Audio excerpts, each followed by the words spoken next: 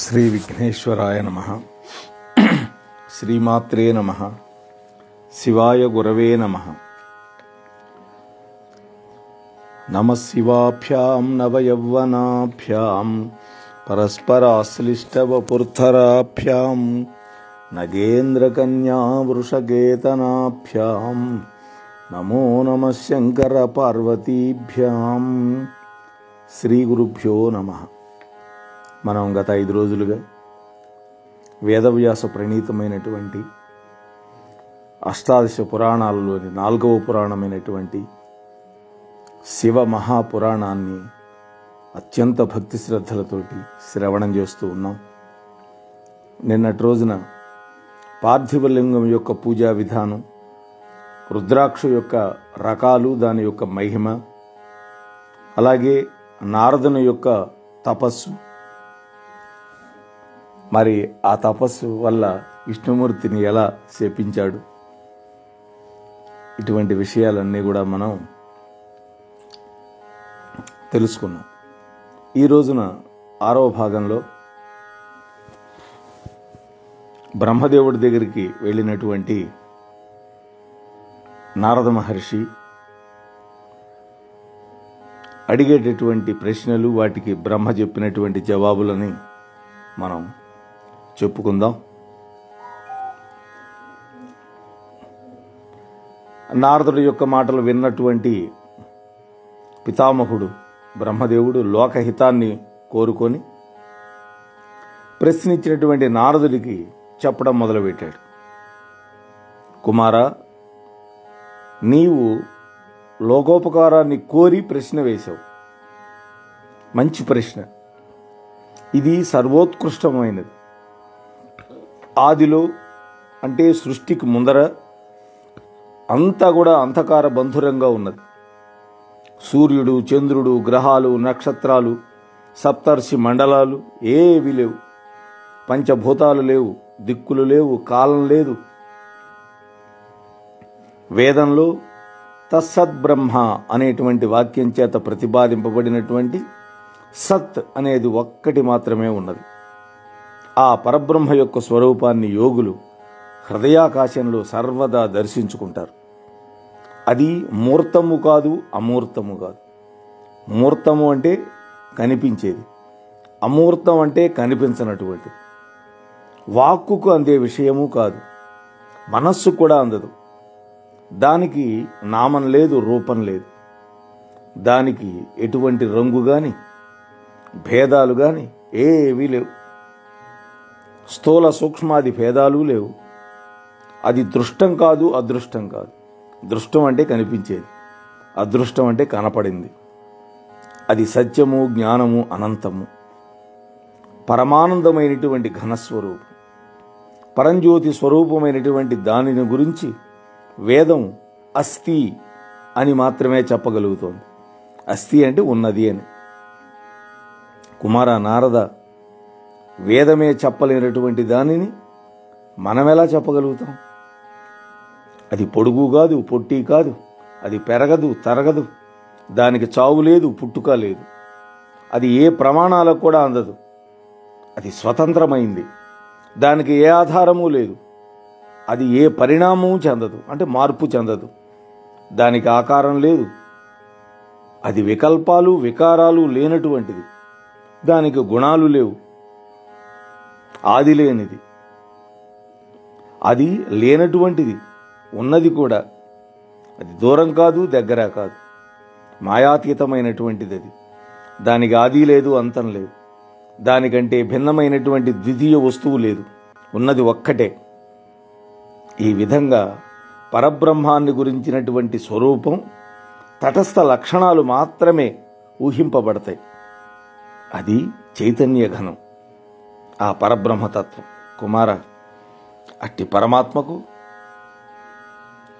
ద్వైతంలో కోరిక కలిగింది. అంటే ద్వైతం అంటే రెండు అనేటువంటి విషయం. అప్పుడు నిరాకారుడైనటువంటి ఆ పరమాత్మ తన యొక్క లీల చేత సర్వైశ్వర్య గుణోపేతము, సర్వజ్ఞానయుతము, సర్వమంగళకరము అయినటువంటి స్వీయ మూర్తిని కల్పించాడు. అంటే ఒక ఆకారాన్ని కల్పించాడు. లీల అంటే తనకంటే వేరేంది అని అర్థం కాదు, ప్రవాహ రూపమైనది అని అర్థం చేసుకోవాలి.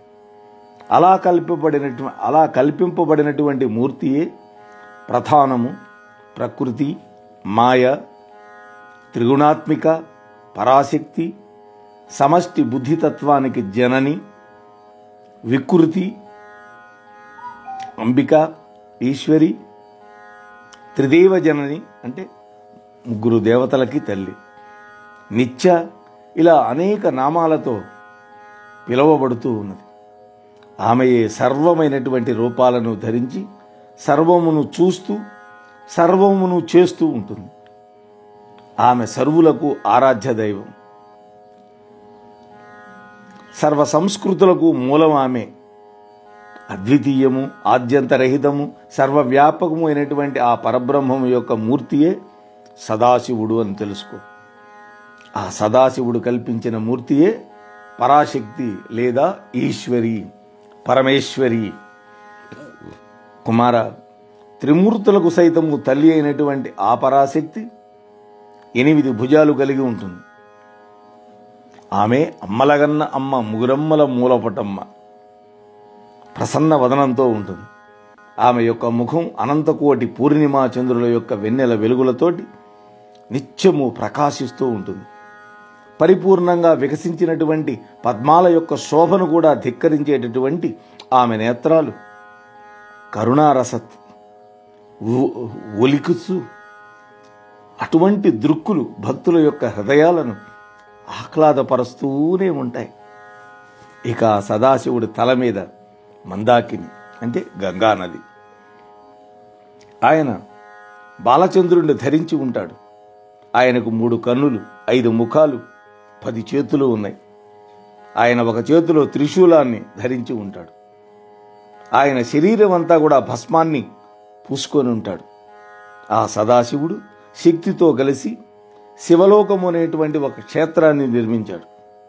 ఆ ఉత్తమ క్షేత్రానికి కాశీ అని పేరు. అది సర్వశ్రేష్టమైనటువంటి మోక్షపురం. పార్వతీ పరమేశ్వరులు ప్రళయకాలంలో కూడా ఆ క్షేత్రాన్ని విడిచిపెట్టరు. అందువల్లనే ఆ క్షేత్రానికి అవిముక్తము అని పేరు వచ్చింది. భక్తులందరికీ ఆనందాన్ని ఇస్తుంది కాబట్టి దానికి ఆనంద వనము అని పేరు. ఆ విధంగా పార్వతీ పరమేశ్వరులు ఆ ఆనంద వనంలో పరమానంద భరితులై రమిస్తూ ఉండగా మరి ఒక పురుషుడిని సృష్టించి అతని యందు సృష్టి భారాన్ని ఉంచి తామిద్దరము సుఖింతుముగాక అనేటువంటి కోరిక వాళ్ళిద్దరికీ కలిగింది. అప్పుడు ఆ పురుషుడు నా అనుగ్రహం చేతనే సర్వమును విడిచిపెట్టి ప్రళయకాలంలో కూడా సర్వమును ఉపసంహరించుగాక అని సంకల్పం చేసి తన యొక్క ఎడమ భాగం నుంచి అమృతాన్ని చిలికించాడు. అప్పుడు త్రిలోక సుందరుడైనటువంటి ఒక పురుషుడు ఆవిర్భవించాడు. ఆ ఆవిర్భవించినటువంటి పురుషుడు ఎలా ఉన్నాడు? శాంతుడు, సత్వగుణ ప్రధానుడు, గాంభీర్యంతో ఉన్నాడు, క్షమాయుక్తుడుగా ఉన్నాడు. అలాగే ఇంద్రనీలమణి సన్నిభమైనటువంటి కాంతితో మెరిసిపోతూ ఉన్నాడు. ఆయనే పుండరీకాక్షుడు, సువర్ణమైనటువంటి పీతాంబర ధరించాడు. అలా ఆవిర్భవించినటువంటి ఆ పురుషుడు శంభుడికి నమస్కారం చేసి, స్వామి, నాకు ఒక పేరును పెట్టండి, నా కర్తవ్యాన్ని ఉపదేశించండి అని కోరుకున్నాడు. అప్పుడు శివుడు అన్నాడు, కుమారా, సర్వవ్యాపకుడైనటువంటి కారణంగా నీకు విష్ణువు అనేటువంటి నామం విఖ్యాతి అవుతుంది. విష్ణువు అంటే వ్యాపనశీలత్వం కలిగినవాడు. భక్తులకి ఆనందాన్ని ఇస్తావు. అందువల్ల అనేక నామాలు నీకు కలుగుతాయి. నువ్వు దృఢమైనటువంటి చిత్తంతో తపస్సు చేయి, అప్పుడు నీకు కర్తవ్యం బోధపడుతుంది. ఆ తరువాత శివుడు తన యొక్క నిశ్వాసం చేత వేదాన్ని విష్ణుదేవుడికిచ్చి అంతర్ధానమైపోయినాడు. నిశ్వాసం అంటే ఊపిరిని వదలటం. శివలోకం కూడా అంతర్ధానం అయిపోయింది. అప్పుడు శివుడి యొక్క ఆజ్ఞను అనుసరించి ఆ విష్ణుమూర్తి 12,000 దివ్య సంవత్సరాలు కఠోరమైనటువంటి తపస్సు చేసినా కూడా ఆయనకి శివ సాక్షాత్కారం లభించలే, కర్తవ్యం తెలియలే ఆయనకి. అప్పుడు విష్ణువు సంశయం కలిగిన వాడై ఆదరంతో శివుణ్ణే స్మరిస్తూ తన యొక్క కర్తవ్యాన్ని గురించి చింతిస్తూ ఉన్నాడు. అప్పుడు శివుడి నుండి సంశయ నివారణార్థం మళ్ళా తపశ్చర్యకు పూనుకోవలసింది అనేటువంటి ఒక అంతర్వాణి వినపడింది. కనపళ్ళ శివుడు, ఒక వాణి వినపడింది, గొంతు, మళ్ళీ తపస్సు చేయమని. అప్పుడు ఆత్మబోధన అనుసరించి విష్ణుదేవుడు పరబ్రహ్మని సంధానంతో ఘోరమైనటువంటి తపస్సు చేశాడు. అనేక వేల సంవత్సరాల తర్వాత విష్ణువు ధ్యాన మార్గం నుండి బయటకు వచ్చి శివుడి యొక్క మహిమను స్మరించుకొని ప్రీతిని, విస్మయాన్ని పొందాడు. ఆ సమయంలో అత్యంత అద్భుతమైనటువంటి రీతిలో శివమాయ ప్రభావం వల్ల అతని యొక్క శరీరం నుండి అనంత జలధారలు బయటకు వచ్చినాయి. అప్పుడు సర్వము జలమయమైపోయింది. తపస్సు చేత పరిశ్రాంతుడైనటువంటి విష్ణువు, పరిశ్రాంతుడు అంటే అలసిపోయినటువంటి వాడు, మోహితుడై ఆ జలాల మీద యోగనిద్రను ఉపక్రమించాడు. వేదసమ్మతమైనటువంటి నారాయణ శబ్దం విష్ణువుకి ఆ కారణంగానే వచ్చింది. అంటే నారములు అంటే జలములు, జలములలో శయనించి ఉన్నాడు కాబట్టి నారాయణుడు అనే పేరు వచ్చింది. ఆ పురుషుడు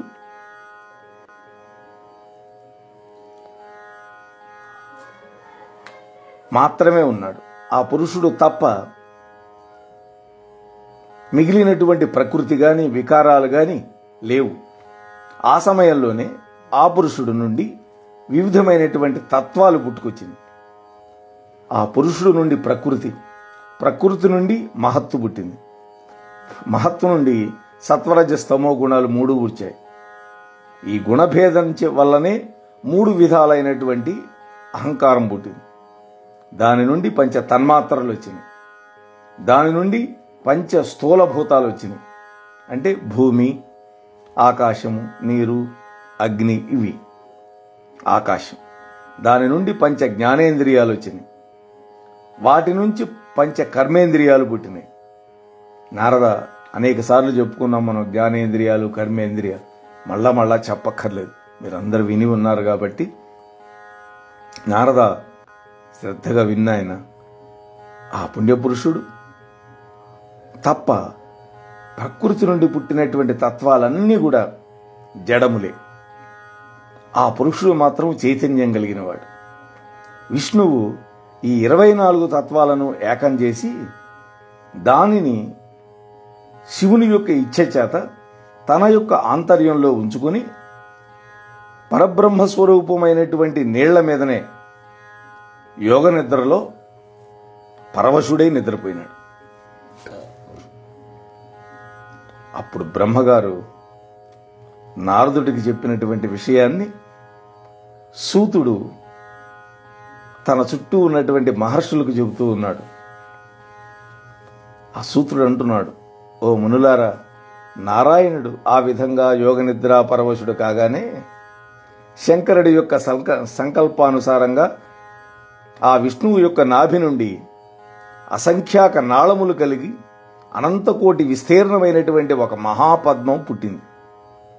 అది ప్రాకృతమైనటువంటి తత్వాలన్నింటితో కూడి మహాజ్యోతి స్వరూపంగా దివ్యమైనటువంటి ప్రకాశమానంగా ఉన్నది ఆ కమలం. అప్పుడు పరమేశ్వరుడైనటువంటి శంకరుడు తన యొక్క దేహం యొక్క కుడి భాగం నుండి బ్రహ్మదేవుణ్ణి సృష్టించి తన మాయ చేత ఆ నాభి యొక్క పద్మం నుండి ఆ బ్రహ్మని ఆవిర్భవింపచేశాడు. 4 ముఖాలతో, ఎర్రటి దేహంతో, త్రిపుండ్రాలను ధరించి ఆవిర్భవించినటువంటి ఆ హిరణ్యగర్భుడు బ్రహ్మ మాయామోహితుడై తన యొక్క జన్మ కారణాన్ని తెలుసుకోలేక సంశయగ్రస్తుడై ఈ విధంగా ఆలోచించాడు. బ్రహ్మ ఆలోచిస్తున్నాడు. మనకు ఒక బుర్ర ఉంటేనే ఆలోచించలేము, ఆయనకు 4 బుర్రలతో ఆలోచిస్తున్నాడు. అసలు నేనెవరిని, నేను ఎక్కడి నుంచి వచ్చాను, నేను ఎవరి కుమారుణ్ణి, నా కర్తవ్యం ఏంటి, అసలు ఈ పద్మం ఎక్కడిది, కమలపత్రాలు ఉన్నటువంటి చోట నా జన్మకి కారకుడు కూడా ఉండకపోడు కదా. ఈ విధంగా ఆలోచించి పితామహుడు పత్రాల మధ్య 100 సంవత్సరాలు పరిభ్రమించాడు. ఆ కమలం యొక్క పత్రాల మధ్య దాని యొక్క ఆదిని తెలుసుకోలేకపోయాడు. అప్పుడు నాళాల మధ్య మరో 100 సంవత్సరాలు సంచరించాడు. ఆ పద్మం నాళం ఉంటుంది కదా. ఇంతలో తపస్సు చేయి అనేటువంటి ఒక అంతర్వాణి ప్రబోధం వల్ల తపశ్చర్యకు ఉపక్రమించాడు బ్రహ్మ. తత్ఫలితంగా యోగముద్ర నిద్రాంకితుడైనటువంటి నారాయణుడు ఆయనకు దర్శనమిచ్చాడు. వెంటనే నీవెవరు అని హస్తంతో తట్టి లేపినటువంటి ఆ బ్రహ్మదేవుడితోటి నారాయణుడు అన్నాడు, వత్సా, నీకు స్వాగతం. నీవు మహాప్రకాశమానంగా ఉన్నావు, భయపడద్దు. నీ కోరికలన్నింటినీ నేను తీరుస్తాను. సృష్టికి మొదటివాణ్ణి నేనే. నా నాభి నుండి ఈ కమలం పుట్టింది. ఆ కారణంగా నేను కమలనాభుణ్ణైనాను. నువ్వు ఆ కమలం నుండి జన్మించినటువంటి కమలోద్భవుడివి. పరంజ్యోతి స్వరూపమైనటువంటి పరమాత్మను నేనే పరబ్రహ్మని, నేను అచ్యుతుణ్ణి, వేయేల ఈ సృష్టికి కర్తను నేనే అన్నాడు విష్ణువు. ఈ విధంగా చెప్పినటువంటి నారాయణుడి యొక్క పలుకులకి కోపం వచ్చి అహంకారంతో బ్రహ్మదేవుడు నేనే స్వయంభూను అన్నాడు. నా జన్మకి ఎవరూ కారణం కాదు, నా అంతటి నేనే పుట్టానన్నా. నన్ను వేదం సనాతనుడు అని, అజుడని, స్వరాట్ అని, పరమేష్టి అని, ఇంకా అనేక విధాలతో అనేక నామాలతో పిలుస్తోంది అంటూ వివాదానికి తలపడ్డాడు. ఇద్దరి మధ్య వాగ్యుద్ధం కాస్త అస్త్రయుద్ధానికి దారితీసింది. సృష్టి అంతా అల్లకల్లోలమైపోయింది. బ్రహ్మ విష్ణువులిద్దరికీ యథార్థాన్ని హితోపదేశం చేయాలనే సంకల్పంతో ఆ శంభుడు లింగ రూపంలో వాళ్ళిద్దరి మధ్య సాక్షాత్కరించాడు. ఓ మహామునులారా, ఆ లింగము యొక్క ఆవిర్భావ గాథను మీకు గతంలో వినిపించాను, జ్ఞాపకం ఉంది కదా అన్నాడు. ఓ మునులారా, శబ్దబ్రహ్మ ఆవిర్భవించినటువంటి తీరును చెబుతున్నాను వినండి. అలా సాక్షాత్కరించినటువంటి లింగాన్ని చూచి వరాహ రూపంలో విష్ణువు, హంస రూపంలో బ్రహ్మ దాని యొక్క ఆది అంతాలను తెలుసుకోవాలనేటువంటి కోరికతోటి బయలుదేరి విఫలురై ఆ లింగాన్నే ప్రార్థించారు. శివానుగ్రహం వల్ల వాళ్ళిద్దరికీ ఓం ఓం ఓం అనేటువంటి స్పష్టమైనటువంటి దీర్ఘమైనటువంటి ఒక నాదం వినపడింది. దక్షిణ భాగాన మొదటి వర్ణమైనటువంటి అకారం, ఉత్తర భాగంలో ఉకారం, మధ్యలో మకారం, అంతంలో ఓంకారం వాళ్ళకి వినిపించింది. అకారం సూర్యుడు, ఉకారం అగ్ని, మకారం చంద్రుడు, ఓంకారానికి పైన సచిదానందఘనమైనటువంటి పరబ్రహ్మతత్వం వాళ్ళకు గోచరించింది. అలాగే అకారం బ్రహ్మ, ఉకారం విష్ణువు, మకారం కంఠమందు నీలవర్ణం, ఇతరత్ర రక్తవర్ణము గల రుద్రుడు. అకారం సృష్టికర్త, అందుకనే బ్రహ్మ. ఉకారం మోహింపజేస్తుంది, మకారం అనుగ్రహాన్ని ఇస్తుంది. మకారం బీజీ అంటే బీజము గలవాడు శివుడు. అకారం బీజం కలిగిన వాడు బ్రహ్మ. ఉకారం యోని విష్ణువు. మహేశ్వరుని యందు బీజి, బీజము, యోని ఈ మూడు కూడా వ్యక్తమవుతాయి. సృష్టి యొక్క ప్రారంభంలో బీజి తన ఇచ్చ వల్ల తనను తాను విభజించుకొని అకార ఉకారాలతో కలిసి సువర్ణ అండంగా అయింది. అంటే బంగారపు గుడ్డు. దాని యొక్క లక్షణం అవిదితం. ఆ దివ్యమైనటువంటి అండం నీటిలో 1000 సంవత్సరాలు ఉండి ఈశ్వరుడి యొక్క సంకల్పం వల్ల 2 ముక్కలైంది. పైభాగం ద్యులోకం అంటే స్వర్గాది లోకాలు, కింద ఉన్నటువంటి సగభాగం శబ్ద స్పర్శ రూప రసగంధాలతో కూడినటువంటి భూమి అయింది. ఆ అండం నుండే 4 ముఖాలు గల బ్రహ్మ జన్మించాడు. కకారం ఆయన యొక్క సంజ్ఞ. ఆయన సమస్త లోకాలను సృష్టించాడు. ఈ విధంగా ప్రభువైనటువంటి మహేశ్వరుడు 3 రూపాలను ధరించాడు. ఓంకారం పరమేశ్వరుని నిర్దేశిస్తుందని యజుర్వేదం చెబుతోంది. ఋగ్వేద సామవేద మంత్రాలు కూడా ఆ ప్రతిపాదనను అంగీకరించినాయి. ఇంతలో బ్రహ్మ విష్ణువులిద్దరు కూడా 5 ముఖాలు 10 భుజాలు కలిగినటువంటి పరమేశ్వరుడి యొక్క దివ్య రూపాన్ని దర్శించారు. ఆ నాదస్వరూపుడైనటువంటి ఈశ్వరుడు తన తత్వాన్ని తానే ప్రకటించాడు. ఓ మహర్షులారా, ఆ స్వరూపాన్ని వివరిస్తాను వినండి.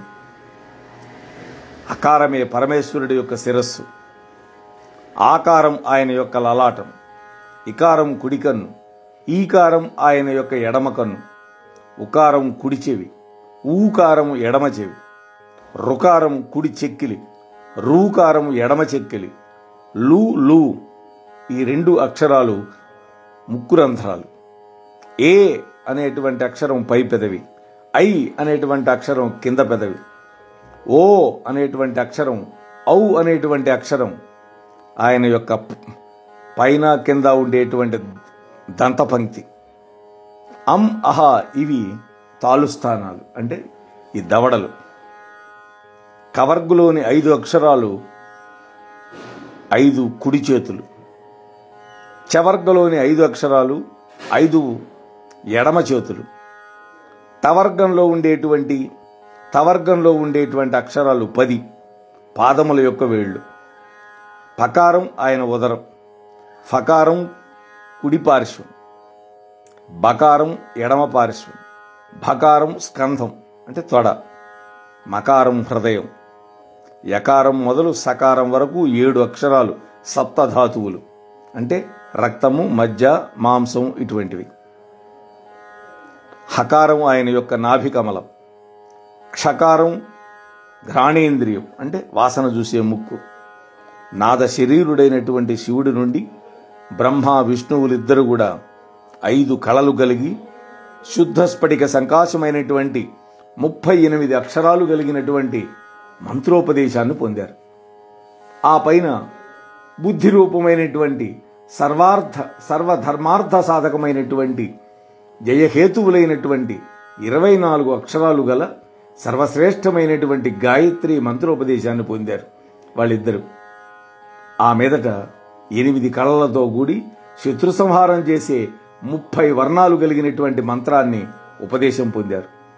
ఆ పైన మృత్యుంజయ, పంచాక్షరి, చింతామణి, దక్షిణామూర్తి మంత్రాలను పొందారు. తత్వమసి అనేటువంటి వాక్యాన్ని చివరగా శివుడి యొక్క నోటి నుండి ఉపదేశాన్ని పొంది ఆ బ్రహ్మ విష్ణువులిద్దరూ కూడా కృతార్థులయ్యారు. కృతజ్ఞతతో స్తోత్రం చేశారు. తత్వం అసి, అది తత్వమసి అంటే అది నీవే అయ్యున్నావు అని. వాళ్ళ యొక్క స్తోత్రానికి ప్రసన్నుడైనటువంటి శంకరుడు విష్ణువుకి వేదాన్ని శ్వాస ద్వారా ఉపదేశించాడు. ఆ తరువాత వాళ్ళిద్దరూ కూడా శివుడి యొక్క పూజా విధానాన్ని, ధ్యాన పద్ధతిని, కర్తవ్య ఉపదేశాన్ని చేయవలసిందని కోరుకున్నారు. అప్పుడు శివుడు వాళ్ళిద్దరికీ కూడా చక్కగా ఉపదేశం చేశాడు. శివతత్వం చెప్తున్నాడు. ఓ కుమారులారా, ఇప్పుడు ఆవిర్భవించినటువంటి లింగానికి ప్రతిరూపంగా ప్రయత్నపూర్వకంగా ఒక లింగాన్ని నిర్మించి లింగ పూజ చేయండి. నిర్గుణ పరబ్రహ్మను నేనే, అయినా కూడా సృష్టి స్థితి లయ కార్యాలను నిర్వహించడం కోసం బ్రహ్మ విష్ణు రుద్ర రూపాలలో అవతరించాను. ఓ బ్రహ్మ, నీ యొక్క లలాటం నుండి నేను రుద్ర రూపంలో ఆవిర్భవిస్తాను. ఆ రుద్రుడికి నాకు భేదం లేదు. మీరిద్దరూ ప్రకృతి నుండి జన్మించారు, కానీ రుద్రుడు ప్రకృతి నుండి ఉద్భవించడు. రుద్రుడు తామసుడని అంటారు.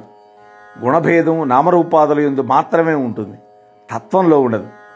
ప్రకృతి వికారమైనటువంటి అహంకారం మాత్రమే తామస రూపం. రుద్రుడు తామసుడు కానే కాడు. ఓ బ్రహ్మ, నువ్వు సృష్టి చేయి. ఓ విష్ణు, ఆ సృష్టిని పోషించి పాలించు.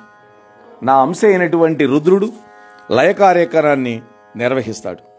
ఇదిగో ఈమె పరమేశ్వరి అయినటువంటి ఉమాదేవి. ఈమెయే ప్రకృతి. ఈమె నుండి ఒక శక్తి ఉద్భవించి వాగ్దేవి అనేటువంటి పేరుతోటి బ్రహ్మదేవుడికి సృష్టి కార్యంలో సహాయపడుతుంది. అలాగే మరొక శక్తి లక్ష్మీ రూపంలో విష్ణువునకు సహాయకారి అవుతుంది. మరొక శక్తి కాళి అనేటువంటి పేరుతో రుద్రుడికి తోడుగా ఉంటుంది. హే విష్ణు, బ్రహ్మకు అన్నింట్లా సహాయకారిగా ఉండు. నీకు నేను సహాయకారిగా ఉంటాను. నువ్వు స్థితి కార్యంలో అనేక అవతారాలు ఎత్తి నీ కీర్తిని విస్తరించుకో. లోక రక్షణ కోసం తత్పరుడు అయి వర్తిల్లు. మనిద్దరికీ భేదం లేదు. భేద దృష్టి కలవారికి నరకం తప్పదు. ధనాన్ని ధనం వల్ల వచ్చే భోగాలు, భాగ్య రాజ్యాధికారాలు కోరేవాళ్ళు నిన్ను ఆశ్రయిస్తారు. పరిశుద్ధమైనటువంటి జ్ఞానాన్ని కోరుకునేటువంటి వాళ్ళు, పరమహంసలు నన్ను ఆశ్రయిస్తారు. సారూప్య ముక్తి నీ ఆధీనంలో ఉంటుంది. ఆత్యంతిక దుఃఖ నివృత్తి రూపమైనటువంటి పునరావృత్తి రహితమైనటువంటి పరబ్రహ్మైక్యం నా ఆధీనంలో ఉంటుంది. అంటే ఇక శివసాయుధ్యం పొందిన వాడికి మళ్ళీ జన్మనుడదు. అంతే భేదం. అంటే విష్ణు స్వరూపంలో ఉండేటువంటి ముక్తి విష్ణువు ఇస్తాడు. శివుడు ఇచ్చేటటువంటి ముక్తి ఏంటి? ఇంకా పునర్జన్మ లేనటువంటిది. అది పరబ్రహ్మైక్యం, ఐక్యం. ఇప్పుడు త్రిమూర్తుల యొక్క ఆయుర్దాయాన్ని చెబుతాను వినండి. మానవుడి యొక్క కాలమానవ రీత్యా 1000 మహాయుగాలు బ్రహ్మదేవుడికి ఒక పగలవుతుంది. అంత్యకాలం అతడికి ఒక రాత్రి. రెండూ కలిస్తే ఒక్కరోజు. అలాంటి 30 రోజులు ఒక్క నెల, 12 నెలలు ఒక సంవత్సరం. అటువంటి 100 సంవత్సరాలు బ్రహ్మ యొక్క ఆయువు అన్నాడు. అంటే బ్రహ్మదేవుడి యొక్క ఆయువు ఎంత అంటే, ఒక మహాయుగం అంటే 43,20,000 సంవత్సరాలు ఇంటూ 2000 వేస్తే బ్రహ్మదేవుడికి ఒక్క రోజు వస్తుంది. ఇంటూ 360 వేస్తే ఒక సంవత్సరం అవుతుంది. ఇంటూ 100 వేస్తే 100 ఏళ్ళు అవుతాయి. ఈ క్యాలిక్యులేటర్గా అందే అంకె కాదు ఇది. అంత ఆయుర్దాయం బ్రహ్మదేవుడిది. బ్రహ్మ యొక్క ఒక్క సంవత్సరం విష్ణుదేవుడికి ఒక్క రోజు అవుతుంది. ఈ లెక్కలో విష్ణువుకు 100 సంవత్సరాల ఆయుర్దాయం. విష్ణువు యొక్క సంవత్సరం రుద్రుడికి ఒక్కరోజు. ఆ లెక్కలో 100 సంవత్సరాలు రుద్రుడికి ఆయుర్దాయం ఉంటుంది. రుద్రుడి యొక్క 100 సంవత్సరాల ఆయుర్దాయం సదాశివుడికి ఒక ఉచ్ఛ్వాసతో సమానం. అంటే గాలి పీల్చటం వరకు అంత. మానవుడు మొదలుగా రుద్రుడి వరకు సకల ప్రాణికోటికి 21,600 ఉచ్ఛ్వాస నిశ్వాసాలుంటాయి ఒక్క రోజుకి. 6 ఉచ్ఛ్వాస నిశ్వాసాలు ఒక ఫలం అంటారు. 60 ఫలములు ఒక ఘటి. 60 ఘటులు ఒక్కరోజు. నా ఉచ్ఛ్వాస విశ్వాసాలకు లెక్కే లేదు. అందువల్ల నేను అక్షయుణ్ణి. నా ఆజ్ఞ ప్రకారం మీరిద్దరూ మీ గుణములను ఆశ్రయించుకుని మీ కార్యములందు ప్రవర్తించండి అని శివుడు ఉపదేశించి అంతర్ధానమైనాడు. ఆ తర్వాత రుద్రుడి యొక్క అవతార ఆవిర్భావం చెబుతున్నాడు సూత మహర్షి. ఓ మునులారా, నేనింతవరకు నారద మహర్షి తన తండ్రి గారైనటువంటి బ్రహ్మను కోరగా ఆయన చేసినటువంటి ప్రసంగాన్ని చెబుతూ వచ్చాను. ఆ ప్రసంగం ఇంకా ఉంది, శ్రద్ధగా వినండి. లింగోద్భవం అయినటువంటి తర్వాత వృత్తాంతాన్ని చెప్పమని నారదుడు కోరగా తండ్రి బ్రహ్మదేవుడు చెప్పాడు. ఆ విషయాన్ని మీకు చెబుతాను, మీరు వినండి. అలా శివుడు అంతర్హితుడు కాగానే బ్రహ్మ హంసరూపాన్ని, విష్ణువు వరాహ రూపాన్ని ఉపసంహరించుకున్నారు. హంస నిశ్చలంగా పైకి ఎగరగలదు. పాలను నీటిని వేరు చేయగలదు. తత్వాన్ని అతత్వాన్ని వేరు చేయగల సామర్థ్యం కోసం బ్రహ్మ హంసరూపాన్ని ధరించాడు. వరాహం కిందికి దూసుకుపోగలదు. అందువల్ల తన పేరుతో ఒక కల్ప వ్యవస్థను స్థాపించాలనేటువంటి సంకల్పంతో విష్ణుమూర్తి వరాహ రూపాన్ని ధరించాడు. అందుకనే ఆయన పేరుతోటే శ్వేత వరాహ కల్పం అనేది ఏర్పడింది. ఇప్పుడు అదే నడుస్తోంది. అందుకనే మనం సంకల్పంలో శ్వేత వరాహ కల్పే వైవస్వత మన్వంతరే అంటాం. 7వ మనువు కాలంలో ఉన్నాం. శివుడి యొక్క ఆజ్ఞానుసారం బ్రహ్మదేవుడు సృష్టి కార్యానికి సంకల్పం చేసి పూర్వం సృష్టింపబడినటువంటి దివ్యమైనటువంటి జలాలను దోసిలతో గ్రహించాడు. ఆ జలాలలో 24 తత్వాలతో కూడినటువంటి ఒక అండాకారం కనపడింది. దానిలో జడత్వమే గాని చైతన్యం లేదు, కదలిక లేదు. మోహనవాణి తెలుగు పోడ్కాస్ట్ ఛానల్ని లైక్, షేర్, సబ్స్క్రైబ్ చేయండి. ప్రక్కనున్న గంటను మ్రోగించండి.